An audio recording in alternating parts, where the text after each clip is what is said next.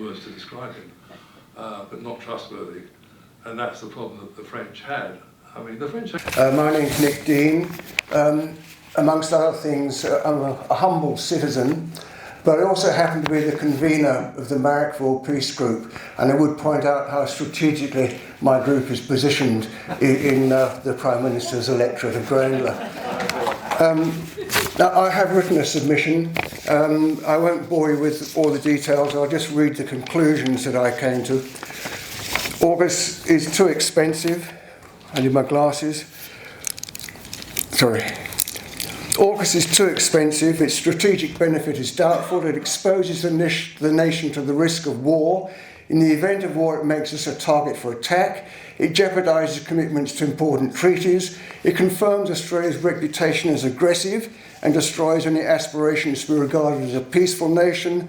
It presents the danger of contamination with nuclear materials. It has damaged Australia's international reputation. It diverts resources away from socially beneficial needs, and it has been imposed on the Australian public without proper process. When all these aspects are taken into consideration, it's impossible to escape the conclusion that Aukus is not in Australia's best interests. At best, embarking on the venture was a serious mistake.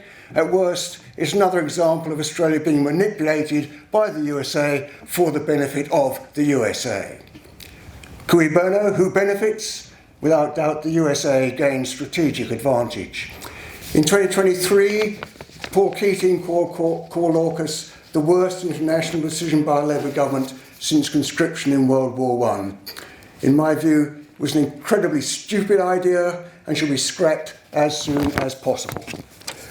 But since writing that, I've returned to some earlier thoughts that I had, and this will go right back to the 16th of September 2021, when I woke up and heard the news, and my first thought was, they wouldn't, would they?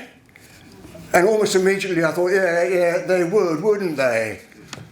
When I heard about Aukus. Now, there's no denying that Aukus is a massive and even monumental undertaking. Now, that being the case, a reasonable person would have expected its proponents to have provided very logical reasons for why Australia needs it from the very outset.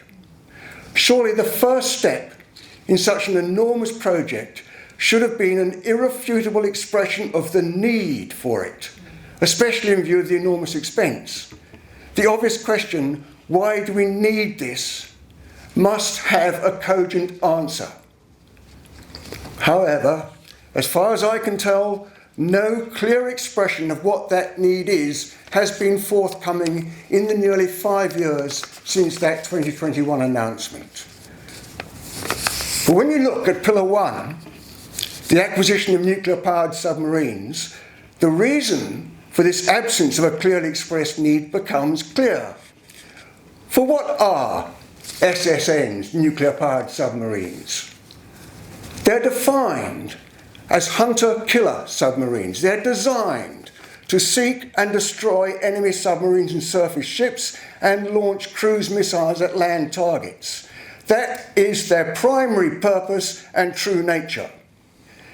In purely military terms, they are, without question, offensive weapons. I also happen to find them offensive in the alternative meaning of the word, but that's beside the point here. The salient point is that a nation only needs SSNs if conducting an attack on another nation is or could become its intention. Unless there is that intention or its possibility, they are not needed. They are not defensive weapons. So to any party telling me we need SSNs, I would answer, are you telling me that Australia needs to attack another nation? That's an absurd proposition. Australia is inherently very, very safe. It has no need to attack anybody. And I would add, least of all, China. So for me, Aukus has fallen flat on its face at the very first hurdle. The need for it has not been established because it does not exist. And as the need for the project has never been established, it should not go ahead. If proponents persist in saying we need SSNs, they are admitting that Australia is going on the offensive.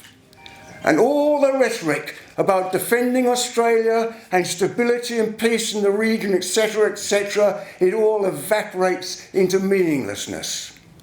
We do not need SSNs because we are not, and should certainly never be, in the business of engaging in offensive military action. Aukus destroys any notion of Australia as a peace-loving nation.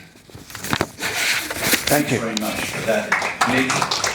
Get us out of Aukus, Labour. Get us out of Aukus, Labour. Get us out of Aukus, Labour. Stand up for our sovereignty.